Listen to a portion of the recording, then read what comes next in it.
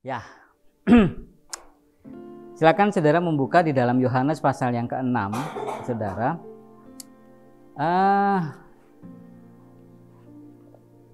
Ya, karena oke. Yohanes pasal 6 ayat yang ke-35. Sudah ketemu? Kita baca sama-sama ya, satu ayat ini aja dulu. Yohanes pasal 6 ayat 35. Udah? Ketemu? Kita baca ya. 1, 2, 3. Kata Yesus kepada mereka, "Akulah roti hidup. Barang siapa datang kepadaku, ia tidak akan lapar lagi. Dan barang siapa percaya kepadaku, ia tidak akan haus lagi." Oke, ya. Itu kebenaran firman Tuhan yang ditulis oleh Yohanes di dalam kitab Injil. Kita tahu bahwa kitab Injil adalah kitab yang menceritakan tentang Yesus Kristus, Yesus yang diurapi, Yesua Kristus, Yesua Mesias. Ya, saudara, temanya adalah Yesus, roti hidup yang mengenyangkan jiwa. Saudara pernah nggak dalam kehidupan saudara hingga sampai umur sekarang ini, saudara itu saking kenyangnya, saudara itu nggak pingin makan roti itu lagi atau makanan itu lagi?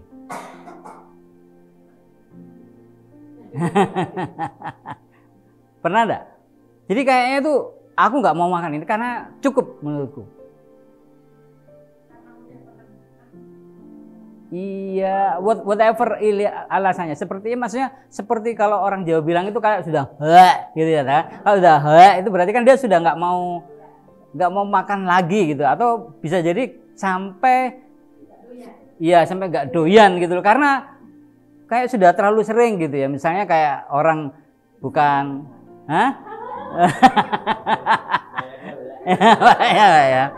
ya. Kalau kejadian tertentu pernah loading, misalnya main game, saya pernah ya itu. Pakai screen yang besar, pakai subwoofer dan sebagainya, main di situ, dan saya menjadi penjahat, bukan menjadi yang Counter Strike itu loh kan. Iya. Mulai jadi penjahatnya ya. Main itu saya kok jahat sekali. Sampai sekarang aku nggak mau main game. Oh, oke, ya. Berarti itu dalam situasi yang lain ya. Oke, ya. Kalau saya itu pernah beberapa waktu yang lalu ramyeon ya. Gitu. Ya. Jadi saya mencoba, pokoknya yang jualan ramen di Semarang itu di mana aja gitu. Iya, tak cobai gitu ya. Ramen satu, ramen ja, terus ada ramen yang lain lagi. Sampai satu titik itu kayaknya cukup. Aku nggak perlu makan ramen lagi gitu ya. Jadi kayaknya mie ayam bakso lebih enak. Iya. Jadi saya sampai ngerasa begitu, sampai kalau misalnya ya pas waktu jalan ke Citraland, di sana kan ada ramen juga gitu ya.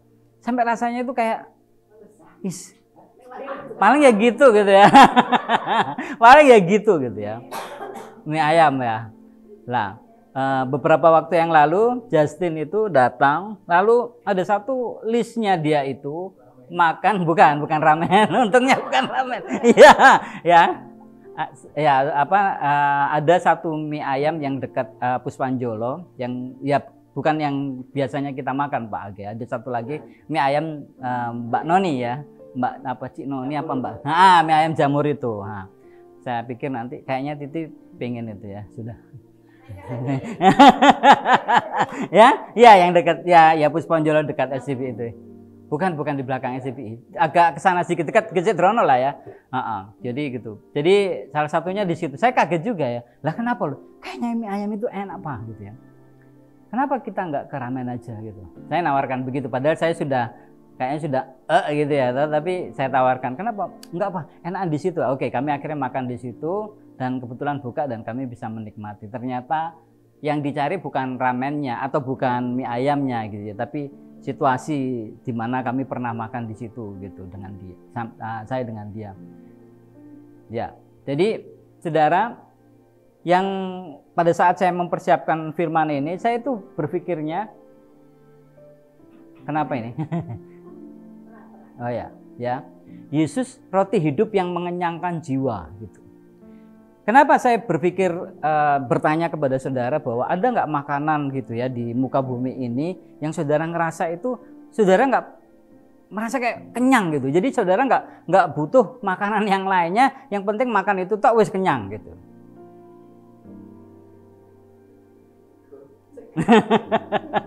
Iya ya. Jadi kayak nggak ada makanan yang, meskipun makanan yang lainnya itu maksudnya lebih wah atau mungkin lagi viral dan lain sebagainya. Tapi kalau saudara nggak makan itu, saudara itu sepertinya belum makan. Nah, iya loh. Kalau itu mungkin lebih pas gitu ya pertanyaannya. Pasti nasi kalau orang Indonesia. Nah, beberapa waktu yang lalu siapa ya itu ya.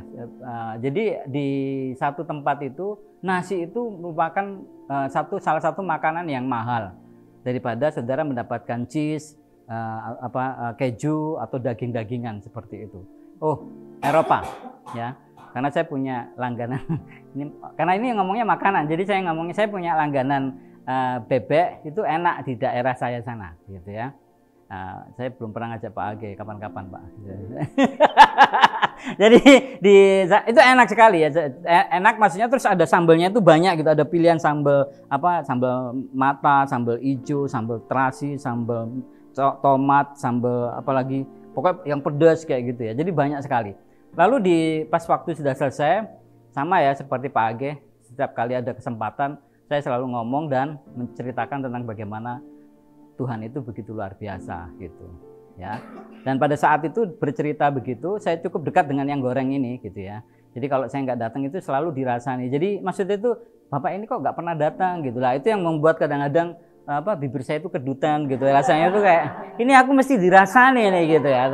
Akhirnya saya datang ke sana dan akhirnya ketemu, terus waktu itu kami ngobrol karena memang sudah mau tutup kan, sehingga mereka makan bersama gitu. Terus habis itu saya tanya, ternyata yang jualan bebek lapar juga gitu ya, karena mereka makan juga gitu. Tapi makannya bukan bebek, waktu dia hanya tempe sama tahu gitu. Terus dia bercerita bahwa anaknya itu magang di Jerman, saudara. Anaknya itu magang di Jerman, jadi ibunya ini hanya ibu yang menggoreng bebek, tapi anaknya itu magang sampai di Jerman, berapa 3 bulan atau hampir 6 bulan di sana gitu ya. Lalu saya bilang bahwa Jerman itu enak kalau sudah pernah magang di sana atau belajar di sana, kalau cari kerja di sana itu lebih mudah dan gajinya juga lumayan. Memang Pak gitu ya, tapi ya udah bercerita. Akhirnya ya itu tadi ya, dia bercerita bahwa ternyata nasi di sana itu lebih sulit dan lebih mahal daripada keju dan daging-dagingan dan lain sebagainya ya, karena memang mereka bukan pemakan nasi seperti kita. Nasi kalau di sini kan ya mungkin nggak tahu ya, Bu Destri kemarin saya lihat 5 kilo udah 74.000 ya, benar ya, beras 5 kilo apa 10 kilo ya? Ya 5 kilo 74.000. Ya kan 74.000 ya. Oke. Nah saudara, pas saya mempersiapkan ini, lalu ada pertanyaan dalam pikiran saya itu seperti itu, Yesus roti hidup yang mengenyangkan jiwa gitu. Berarti kalau mengenyangkan berarti itu kan cukup, benar ya? Jadi saudara itu kayak nggak butuh lagi makanan tambahan atau side dish lah, atau puding lah, atau apalah gitu ya. Sebenarnya siapa yang mengharuskan kita ketika sudah makan harus makan side dish? Nggak ada kan? Nggak ada kan? Side dish itu maksudnya makan penutup gitu ya. Ya kan, lidah kan. Tapi seringkali gitu ya, ketika kita pergi ke resto atau ketika kita makan, itu akhirnya pikiran kita itu berkembang, kayaknya kalau nggak ada side dish-nya itu kayaknya nggak enak gitu ya. Atau kalau nggak ada makanan openingnya itu kayaknya nggak enak, masa langsung main course gitu ya. Misalnya datang ke suatu tempat makannya langsung ramen aja gitu ya. Bisa nggak gitu, misalnya sebelum makan ramen kita makan salad dulu gitu ya. Terus habis itu baru makan ramennya, setelah makan ramen terus penutup, puding dan lain sebagainya gitu ya. Nah, seringkali pikiran kita itu juga gitu, ya kan? Jadi main course-nya itu malah lupa, tapi kita selalu memikirkan kayaknya di sana ini tuh, wah ini enak ini, makanannya itu enak gitu ya. Nah, di dalam kehidupan kita kadang-kadang kita begitu juga. Kita berpikir side dish-nya gitu ya, makanan-makanan yang atau sesuatu hal yang remeh-temeh, receh dan lain sebagainya, tapi menjadi penting gitu.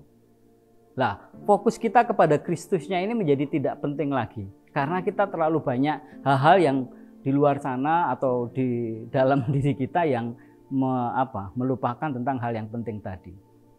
Ya, bahwa Oh ya, oke. Saya nggak nyambung itu, nanti ada yang itu. Oke, lanjut dulu. Ya, tadi Roh Kudus membukakan sesuatu gitu, tapi saya kalau sebutkan itu bahaya nanti. Oke, saya lanjut dulu. Nah, saudara, what atau makna aku adalah roti hidup. Saudara mungkin pernah mendengar khotbah yang terkait dengan aku adalah roti hidup, ya.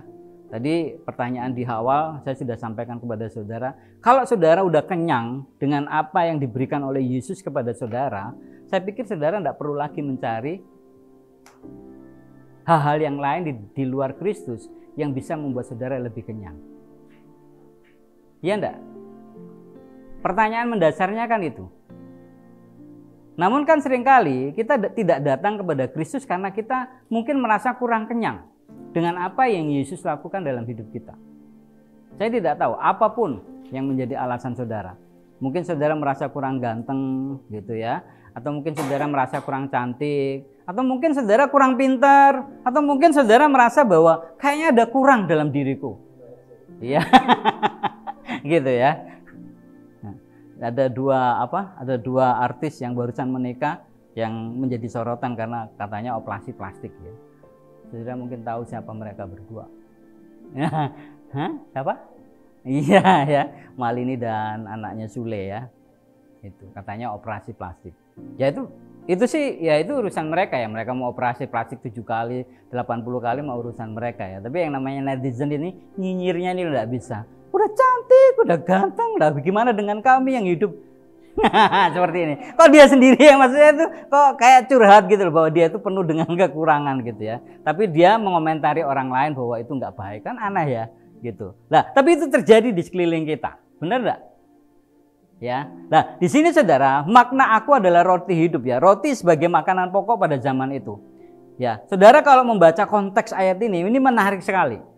Karena Yesus pada saat itu kalau saudara lihat di Yohanes pasal 6 itu, saudara melihat di sana saudara ada cerita apa? Yesus memberi makan berapa? 5.000 orang saudara. Itu mukjizat. Ya, ini konteks ayatnya. Dan ini berkelanjutan. Jadi Yesus memberi makan 5.000 orang dan makanannya itu saudara bukan ramen. Bukan ya? Apa? Apa? Ayo. Makanannya ada berapa? Siapa? Akaya. Yesus ya pintar, ini pintar. Ini berarti ikut sekolah minggu ini. Ya benar ya. 5 roti dan 2 ikan saudara. Dan 5 roti dan 2 ikan ini saudara, ada satu drama yang terjadi di sana ya, yang dituliskan oleh berapa ini? Kelima atau berapa kitab Injil yang lain yang menuliskan di sini? 1, 2, 3. Injil ada berapa? 4. Matius, Markus, Lukas, Yohanes. Berarti 4 ya. Ayo, Pak bingung ya. Iya ya. Matius, Markus, Lukas dan Yohanes. Saudara perhatikan Alkitabmu. Di bawah judulnya itu ada referensi bahwa kejadian itu ditulis oleh ketiga Injil yang lainnya. Perhatikan. Ya enggak? Itu ditulis di mana? Di Matius, benar? Ditulis di Markus juga dan ditulis di Lukas. Lah, saudara, ketika saudara belajar Injil Sinoptik, ini namanya Injil Sinoptik karena apa? Karena ada kesamaan di dalam penulisan yang dilakukan oleh para penulis Alkitab ini untuk menceritakan tentang kehidupan dan pelayanan Yesus. Ya. Nah, kalau saya tidak ingin menyampaikan bahwa hal yang lainnya tidak penting, tetapi kalau saudara, misalnya ada satu peristiwa dan ini ditulis oleh hampir semua koran dan majalah, berarti itu topik penting enggak? Pastinya begitu. Hampir di semua headline berita koran itu dituliskan. Dan ini menjadi salah satu peristiwa yang dituliskan oleh keempat penulis Injil. Apa itu? Ya, Yesus memberi makan 5.000 orang. Ya. Lah, kenapa? Ya karena alasannya itu tadi ya.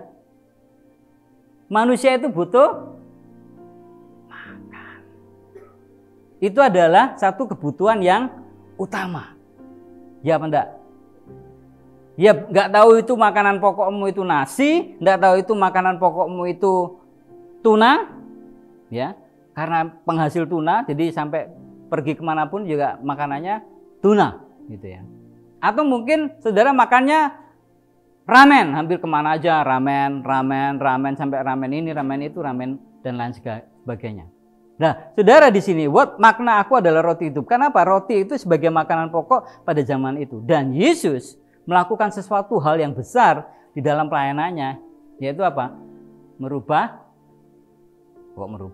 Memberkati 5 roti dan 2 ikan menjadi banyak dan bisa dimakan berapa?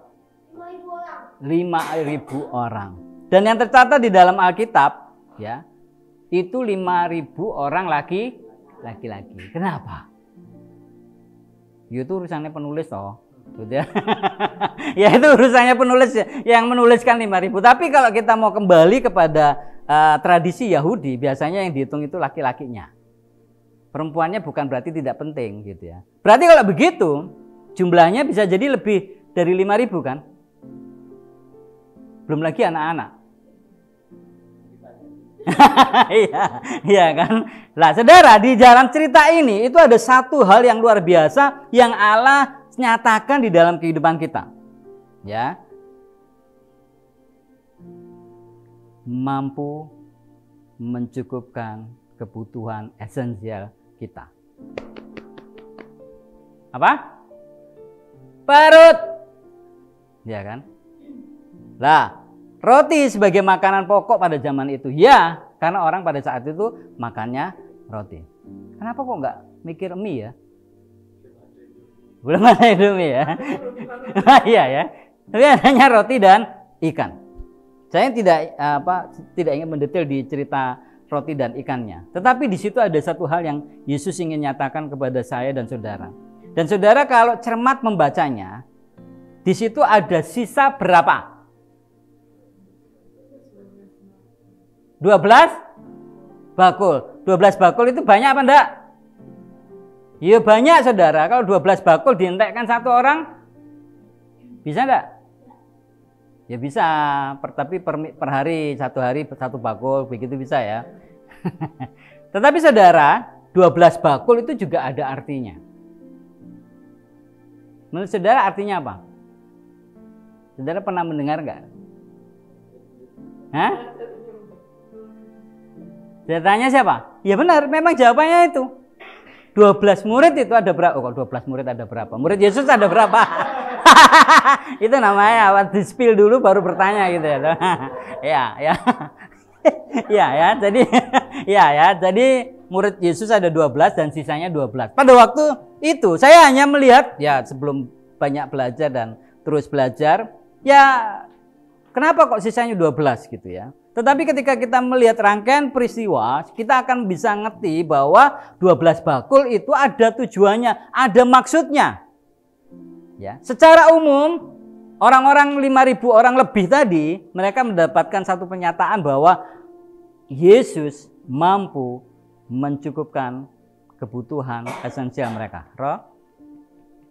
roti untuk perut mereka. Nah, ketika itu dikumpulkan sisa 12 bakul. Saudara, sebenarnya cerita itu berlanjut ketika Yesus dan murid-muridnya itu akan menyeberangi sungai. Dan saudara tahu apa yang terjadi di sana? Angin ribut. Dan saudara tahu apa yang dilakukan oleh murid-muridnya? Dia takut enggak? Takut ya? Padahal saudara tahu, mereka masih bawa apa? Masih bawa rotinya kan? Rotinya itu kan bukti bagaimana Yesus sudah menolong dan mencukupkan mereka. Lah, kalau pas waktu udah nampak naik kapal, kok mereka masih takut? Ya, nah di sini ya, Yesus sebagai kebutuhan spiritual yang mendasar. Jadi Yesus menyampaikan kepada saya dan saudara, dia memberkati orang-orang itu, dan murid-muridnya itu langsung melihat langsung, oh iya ya, Yesus mampu merubah 5 ikan dan berapa? Oh ya, tadi saya bilangnya apa? Oh ya, 5 roti dan 2 ikan. Menjadi berapa? Menjadi 5.000 lebih dan sisa 12 keranjang untuk murid-muridnya untuk dibawa sebagai souvenir, saudara. Nah, saudara, souvenir itu tujuannya untuk apa? Untuk mengingatkan kan? Untuk mengingatkan bahwa ada peristiwa tertentu. Apalagi kalau saudara datang ke pernikahan, dikasih souvenir. Supaya apa? Oh, ingat ini loh hari pernikahanku ini. Ya kan? Nah, itu juga, tetapi ada masalah. Tetap mereka mempertanyakan, tetap mereka takut ketika ada badai. Nah, sampai saudara duduk di tempat ini, sudah berapa banyak Allah nyatakan dalam hidupmu tentang bagaimana saya dan saudara ditolong oleh Tuhan.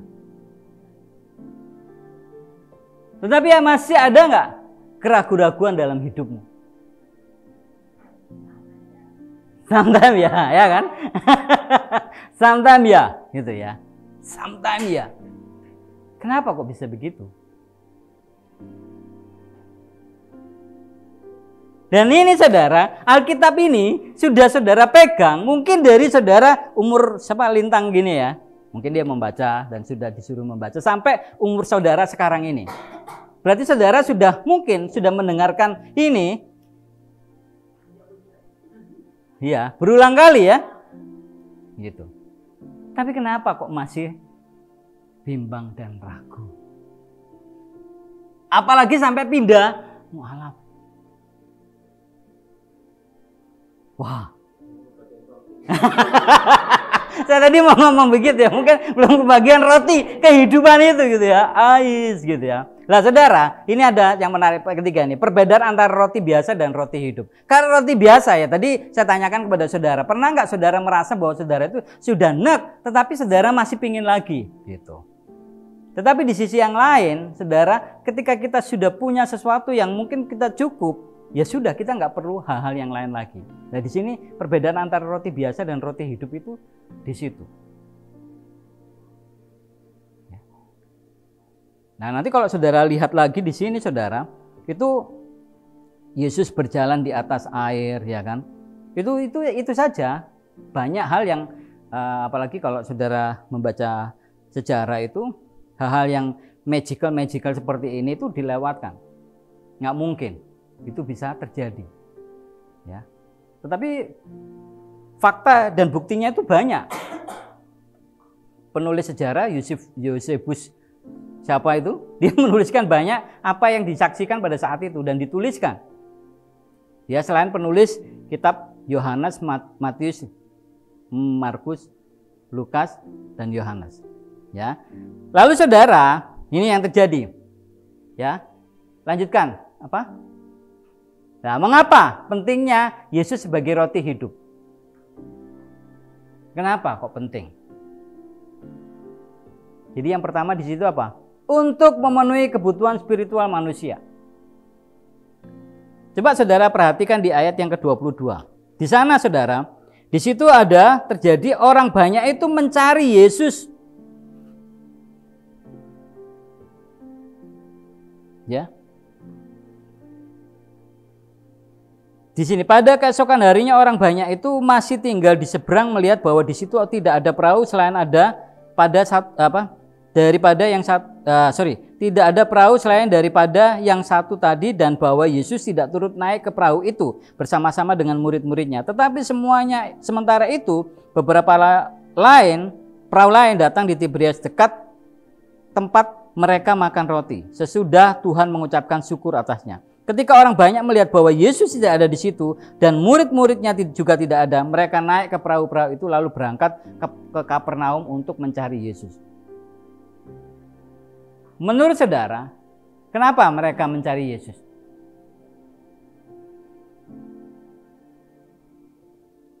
Hah? Kenapa? Iya, ya karena mereka apa? Adiktif ya. Jadi mereka, ya itu satu hal yang lumrah gitu ya. Jadi seringkali kita mencari Tuhan itu karena apa? Karena ada sesuatu yang kita butuhkan dari Tuhan. Ya. Dan sesuatu yang kita butuhkan dari Tuhan itu lebih penting daripada Tuhannya itu sendiri. Itu masalahnya. kok bisa begitu? Iya, kalau saudara hanya melihat kepada Yesus dan bukan berkatnya, mau ada berkat, mau ada tidak, saudara itu tetap percaya kepada Yesus dan tidak turning back. Iya enggak? Ya. Dan di sini saudara, untuk memenuhi kebutuhan spiritual manusia. Lah, berarti kalau begitu, makna rohani dari roti yang Yesus berikan kepada saya dan saudara itu bukan hanya untuk mengenyangkan perutmu saja, tetapi mengenyangkan jiwamu agar saudara itu tidak mencari kekenyangan-kekenyangan yang lainnya. Atau pemenuhan-pemenuhan yang lainnya, saudara. Kekenyangan-kekenyangan yang lainnya ya. Jadi untuk memenuhi kebutuhan spiritual manusia. Ya, tetapi di sini memang Yesus menyampaikan sesuatu hal yang literal, bisa dilihat, bisa dimakan, mengenyangkan, dan itu membuat apa? Orang-orang ini mencari Yesus. Ya. Nah, kenapa mereka mencari Yesus ini? Ya itu tadi, karena ada kebutuhan yang perlu dipenuhi. Nah, ini yang ingin saya tegaskan kepada saudara-saudara sekalian. Saudara menjadi orang Kristen, saudara menjadi orang Kristen yang hanya mau memenuhi kebutuhanmu saja, atau memang saudara menjadikan Yesus sebagai Tuhan, sebagai tujuan, dan juga teladan dalam hidupmu. Ya. Untuk memberikan kehidupan yang kekal. Iya apa enggak? Ya. Yang tadi yang beberapa kali disampaikan ya, Mbak atau Iren atau Bu Destri atau Pak Age, kehidupan sesudah mati. Kehidupan sesudah mati untuk orang-orang ateis itu tidak masuk akal. Ya. Saya barusan membaca buku psikologi, itu judulnya apa ya? Sampai lali. Ya, jadi dia tidak mengikuti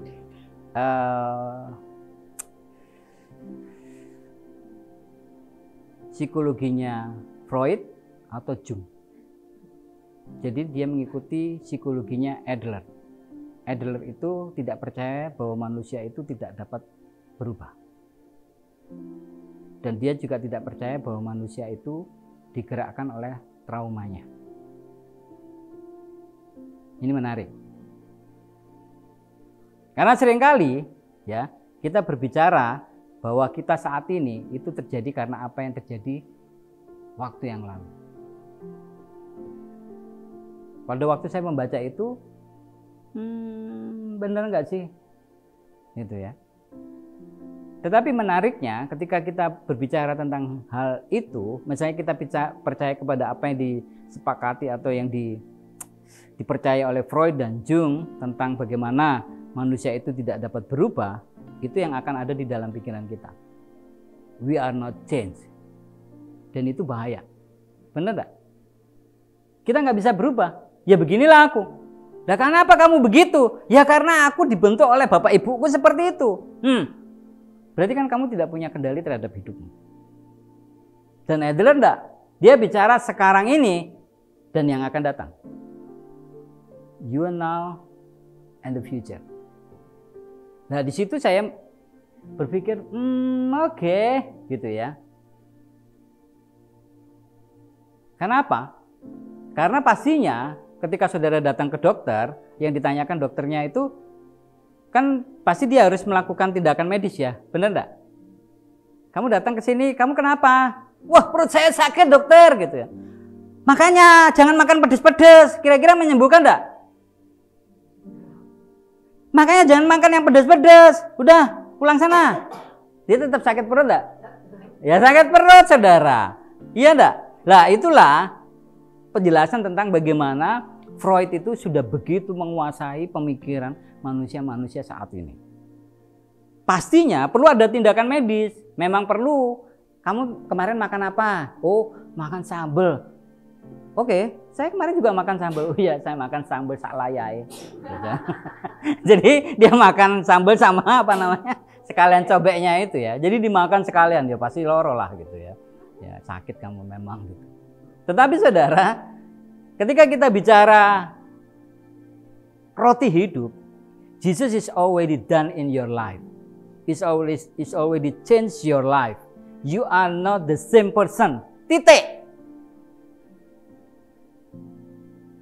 Tetapi saudara tahu nggak, siapa yang orang yang paling dirugikan kalau saudara berubah? Siapa? Siapa yang atau bukan orang atau pribadi yang paling gak senang kalau saudara berubah? Iblis, saudara. Ya. Dia gak senang. Kalau saudara berubah, berarti dia kehilangan teman.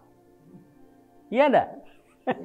Itulah Yesus datang, dia menyampaikan pesan-pesan yang luar biasa kepada orang-orang itu. Mereka berbicara bahwa kebutuhanku yang paling utama itu adalah, dan itu juga yang ada di psikologi, benar enggak? Bukan saya musuhi psikologi ya Bu ya, enggak. Tetapi itu ada hierarki seperti itu. Need, benar enggak? Dan yang paling penting, paling mendasar itu adalah kebutuhan perut. Kalau kebutuhan perutnya belum terpenuhi Pak, dia nggak bisa mikir. Loh katanya siapa? Padahal kalau perutnya belum terisi, dia itu yang paling kreatif. Iya enggak? Iya kan? Kalau saudara nggak lapar, saudara nggak akan kreatif. Saudara mungkin hanya scroll. Tapi kalau saudara lapar, nggak mungkin aku scroll bisa kenyang. Iya enggak? Pasti saudara mencari sesuatu untuk bisa melakukan sesuatu untuk mendapatkan makan. Nggak mungkin saudara scroll gitu ya. Nggak tahu tadi ya, WA, HP-mu udah aku retas, silakan ke sini. Wah, itu kurang ajar itu ya. Nah, saudara, untuk memberikan kehidupan yang kekal. Jadi you are not the same person, you already changed. Ya, you are the new creation gitu loh. Dan ini yang mereka nggak mau. Dan tapi ternyata saudara, ketika Yesus menyampaikan ini kepada orang-orang di sini, mereka itu masih berpikir hal yang sama. Bahkan sampai saudara kalau baca di sini saudara, di situ itu mereka masih mengutip apa yang terjadi. Bahkan ketika Yesus ngomong, loh kamu itu kemarin lu tak kasih makan loh, kok masih nggak percaya? Kalau saudara lihat di sini ya, itu saya bahasakan. Bahkan sampai dia itu membandingkan Yesus itu dengan Musa. Kalau kamu bisa melakukan seperti apa yang dilakukan oleh Musa, lo aneh. Sebenarnya pertanyaan itu kan aneh ya. Dia itu kan minta tanda.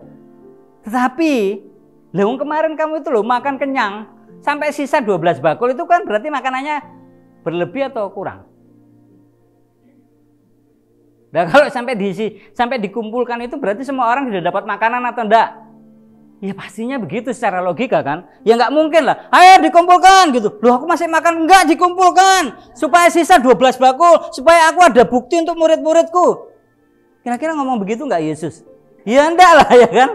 Nah saudara ini sesuatu hal yang jadi cukup.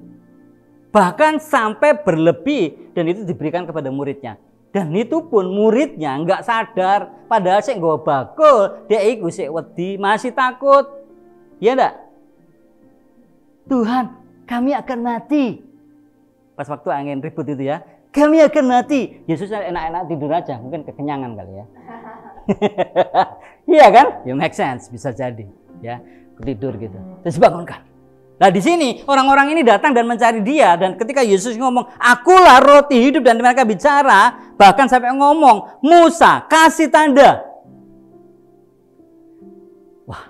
Saudara kalau misalnya saudara seperti itu, misalnya saudara pimpinan, kasih tanda aku dulu Pak, sebelum Bapak ngomong gini. Kira-kira pimpinan saudara, coret, gitu ya kan? Udah, atau mungkin kamu besok menghadap HRD ya, gitu ya. Tuh kenapa? Pecat. Nah, tapi ini saudara, ini pribadi yang sudah menunjukkan, yang sudah memberi mereka makan, loh mereka itu masih membandingkan. Nah seringkali kita kan begitu ya. Pikiran kita begitu enggak? Orang-orang yang di sana itu loh, dia itu nggak datang setiap hari Minggu, nggak pelayanan, duit oke, gitu ya. Wah, saudara, nah itulah itu yang kadang-kadang saya juga berpikir. Tuhan, aku gitu enggak ya gitu ya. Mungkin pernah. Tapi firman Tuhan ini mengingatkan saya, tunggu ya, kalau saya ngomong begini itu kan mengingatkan saya juga ya.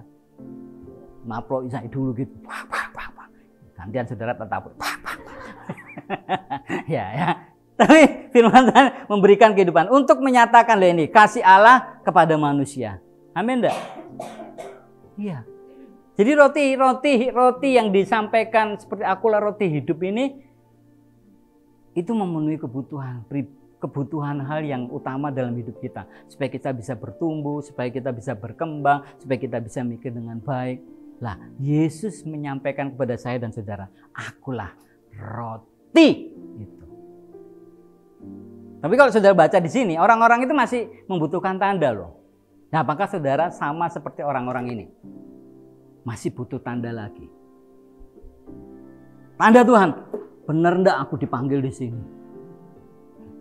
Biasanya kan gitu ya, Pak Pendeta aja diundang suka begitu. Aku tak berdoa sih ya, itu panggilan enggak ya gitu ya. Ya, oh iya itu panggilan gitu ya. Apalagi kalau panggilannya sudah ada tertera semuanya begitu ya. Oh ya, ya oke. Wah, ini bisa dipertimbangkan ini Pak. Wah, saya nggak perlu berdoa lagi nih, cukup gitu ya. Langsung berangkat gitu ya. Jemaatnya yang dengar, waduh, gitu ya. Tentu nggak ada pendeta lagi di sini. Oke ya, mengapa? Terus, lah kalau saudara ngerti bahwa apa sih roti hidup itu yang sebenarnya, bukan hanya mengenyangkan perutmu saja, yang mungkin ya dari sisi psikologis tadi bahwa the basic needs of our life is food ya, atau sesuatu hal yang kita makan ya. Ini bagaimana kita merespon sebagai roti yang hidup ya. Ini yang ngasih yang ini atau yang ini? Saya tanya. Yang mana? Tapi coba yang ini atau yang ini yang mengasih? Iya, yang ngasih yang mana? Ini atau ini? Ayo tak tanya lagi. Yang megang roti siapa? Ini kan yang sini kan dia memberikan. Jadi ini yang ngasih, ini yang menerima. Karena dia begini, karena dia menerima kan, gitu. Ini konteksnya bukan terlebih baik memberi daripada menerima. Tapi ini adalah menerima gitu ya. Mengakui kebutuhan akan Yesus. Jadi saudara, memang awal yang pertama yang perlu kita lakukan adalah bahwa kita harus mengakui bahwa kita butuh Yesus. Butuh Yesusnya kenapa? Bukan supaya kenyang. Bukan hanya supaya saudara terpenuhi kebutuhanmu, bukan. Kalau hanya itu, berarti imanmu hanya sampai di situ. Ketika sesuatu terjadi dalam hidupmu dan saudara merasa bahwa Yesus tidak memenuhi kebutuhanmu, saudara mudah sekali dibalikkan. Wah, ini bahaya. Ya, terus yang kedua, datang kepada Yesus dengan iman.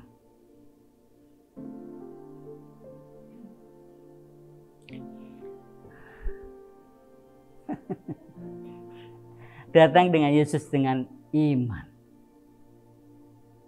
Itu tadi saya sempat mengutip Adler tadi itu karena saya senangnya itu bahwa ternyata saya dan saudara itu seharusnya tidak terganggu dengan trauma. Ya, trauma itu adalah alih-alih saudara tidak mau berubah. Sehingga saudara butuh sesuatu untuk disalahkan. Perhatikan ini ya. Sesuatu untuk disalahkan. Aku ya begini nih. Kenapa? Karena ada orang-orang yang jahat sama aku. Loh, kalau kamu tahu ada orang-orang yang jahat sama kamu, ya kamu jangan ikut-ikutan jahat. Iya apa enggak? Tetapi itu seperti dilegitimasi gitu ya. Oh ya ini karena traumamu. Jadi dia tuh senang. Oh ya. Berarti kan aku benar. Ya. Padahal saudara itu dikasih consciousness, kesadaran. Kalau saudara ngerti bahwa saudara itu sudah disakiti, bukan berarti saudara itu diberi hak untuk menyakiti yang lainnya. Itulah firman Tuhan jelas. Kasihilah sesamamu manusia. Tapi itu adalah sesuatu hal yang biasa. Apakah saudara?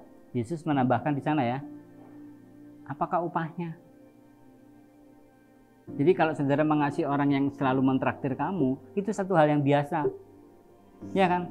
Wah, aku senang sekali nih temanku ini. Kenapa? Setiap hari naktir mie ayam terus gitu ya. Senang saudara ya, gitu.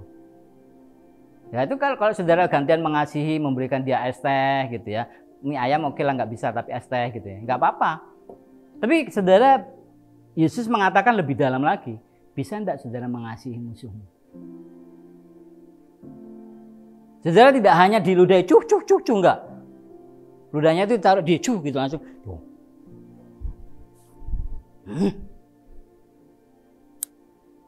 Jadi tidak hanya ludah dari sini ke muka saudara begini. Jadi dia ke dalam itu di gini-gini kan, terus diambil, dirautkan begini.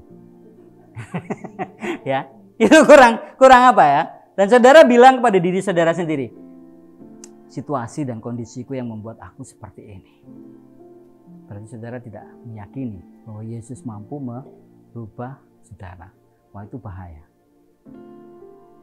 Saudara, datang kepada Yesus dengan iman. Ada satu saat momen di dalam kehidupan yang mungkin saudara tidak selalu di atas. Tapi saudara bisa jatuh sampai mungkin saudara itu seperti tidak bisa melihat terang itu sendiri. Dan di saat seperti itulah, saudara masih mampu enggak menjadikan Yesus sebagai Tuhan dan tujuan dan teladan dalam hidupmu. Ya. Terus memelihara hubungan dengan Yesus. Jadi bukan hanya mencari Yesus pas saat butuh aja. Oh ya, ini sudah lewat ini. Dia kayaknya sudah enggak itu lagi. Wes, aksen aja Pak, langsung gitu ya. Kalau gitu besarin bisa nggak di itu ya, di sorot itu? Bukan, yang tadi di pojok itu dibesarin gitu bisa nggak? Di zoom.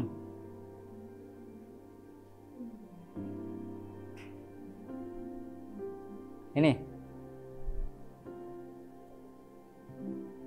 bisa nggak?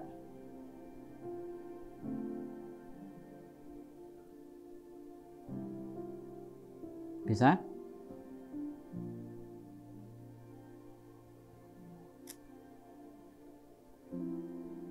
Ya. Ya. Oke ya. Atasnya sedikit lagi supaya yang bawahnya bisa terbaca. Ya. Jadi di situ dikatakan apa? Yesus roti hidup kita, menawarkan kepuasan jiwa yang tak berkesudahan. Amin ya. Dia mengundang kita untuk merespon, bukan hanya mendengar. Hari ini, akuilah kelaparan spiritual Anda dan datanglah kepadanya dengan iman. Ya. Kalau saudara nggak merasa lapar, saudara nggak butuh Yesus. Ramen, mie ayam, penyetan, gitu ya. Wah itu enak itu Pak. Habis ini ya Pak. Amin. Mie ayam. Ya. Ada yang ulang tahun benar ya. Iya. Oke ya. Di sini dikatakan mulailah setiap hari dengan memakan roti hidup ini melalui doa dan firman. Ya. Doa dan firman. Jadi penuhilah hidupmu dengan doa dan firman. Ya. Terus, kalau ada sesuatu hal yang membuat saudara trauma, jangan bikin trauma itu menjadi alasan untuk saudara melakukan hal yang jelek untuk orang lain atau kepada orang lain. Dan jangan jadikan alasan bahwa saudara tidak bisa berubah. Ya. Bagikan roti ini kepada mereka yang lapar secara rohani. Saya sudah ya, berarti saya sudah melakukannya ini. Karena saya sudah membagikan untuk yang mereka yang lapar secara rohani. Siapa yang lapar secara rohani? Saya. Apakah saudara ya? Amin. Ya kan? Luangkan waktu setiap hari, ya minggu ini untuk bersekutu dengan Kristus dan ajaklah satu orang untuk merasakan kebaikannya. Ya. Dalam ya ini akhirnya bukan mau tidak mau ya. Jadi saya harus membaca lagi Alkitab Perjanjian Baru dalam terjemahan baru kedua, terjemahan LAI yang kedua. Saya kemarin baru dikirim LLB terjemahan itu. Sekarang di kantor saya itu kebuka dua gitu ya. Jadi Alkitab terjemahan baru sama satu Alkitab yang ya TB jilid 2 ya, karena ini untuk menerjemahkan MacArthur. Besok akan launching untuk kerjasamanya itu untuk penerjemahan. Ternyata bukunya mahal banget ya, 800.000 yang akan terbit 2025. apa namanya, MacArthur. Jadi itu studi Bible MacArthur. Jadi kalau dari bahasa Indonesia, kalau Ibu pernah tahu seperti Alkitab penuntun hidup berkelimpahan gitu loh. Jadi ya something like that ya, gitu. Jadi akan launching besok dan saya harus proses menerjemahkan antara Matius, Markus, Lukas dan Yohanes. Ini kan dikasih yang 1 Yohanes dulu ya. Jadi makanya mau tidak mau saya harus kembali lagi kepada Alkitab ya. Mau tidak mau ya, saya harus membaca Alkitab lagi dengan cermat gitu ya. Dan kemarin sempat berdiskusi agak lama dengan Pak Rintis juga.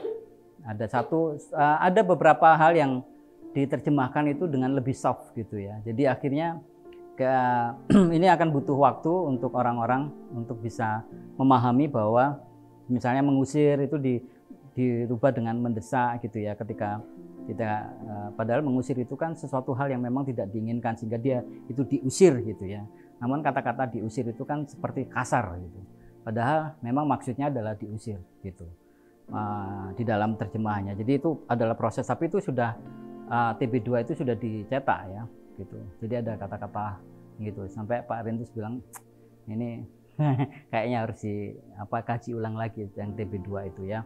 Dan ajaklah satu orang untuk merasakan kebaikannya. Ingat, hanya Yesus yang dapat memberi makna sejati bagi hidup kita, dan mari kita hidup sebagai bukti nyata kuasanya yang mengubahkan. Amin. Ya, jadi jangan turning back. Whatever alasan.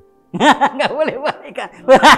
Wah ini alasannya itu ya, aplikasinya beda ini kayaknya. Ya oke. Ya. Oke. Bukan karena trauma. Ya. Ya oke. Yes oke. Mari kita berdoa. Bapa di surga, kami sungguh sangat bersyukur kami boleh belajar dari Yohanes yang begitu luar biasa, menunjukkan bagaimana Yesus adalah pribadi yang luar biasa. Dan kami sungguh bersyukur sampai saat ini kami percaya bahwa Yesus adalah Tuhan, bahwa Yesus adalah teladan kehidupan yang baik, dan juga bahwa Yesus adalah tujuan di dalam kehidupan kami, agar kami terus melakukan apa yang Tuhan inginkan melalui setiap kebenaran firman ini. Dan kami bersyukur pada saat ini melalui Yohanes kami boleh belajar bahwa Yesus adalah roti yang hidup, yang bukan hanya memenuhi kebutuhan secara jasmani kami, tapi juga kebutuhan secara spiritual kami. Tuhan, biarlah kami terus percaya kepadamu. Ada banyak permasalahan, pergumulan, atau apapun yang terjadi dalam kehidupan kami. Mungkin di studi kami, mungkin di keluarga kami, mungkin di pekerjaan kami. Apapun itu bisa membuat kami berpaling dari Engkau, karena sepertinya tidak terjadi apa-apa dalam hidup kami. Ampuni kami Tuhan ketika kami terus dan terus meminta tanda kepadamu tentang apa yang akan kami lakukan. Namun jangan tinggalkan kami Tuhan. Dan kami percaya bahwa Engkau tidak akan pernah meninggalkan kami. Karena memang Engkau adalah jalan, kebenaran, dan kehidupan dalam hidup kami. Ampuni kami Tuhan ketika kami merasa demikian. Kiranya kami terus menjadikan Engkau sebagai Tuhan, tujuan, dan juga teladan dalam hidup kami. Seperti Engkau sudah menjadi roti dan kehidupan buat kami. Terima kasih Bapa. Kami mau serahkan setiap perenungan kebenaran firman Tuhan pada hari ini. Dan kiranya Roh Kudus-Mu akan terus menuntun kami untuk melakukan menjadi penerapan secara praktis di dalam setiap bagian kehidupan kami. Di dalam nama Tuhan kami Yesus Kristus kami berdoa. Amin.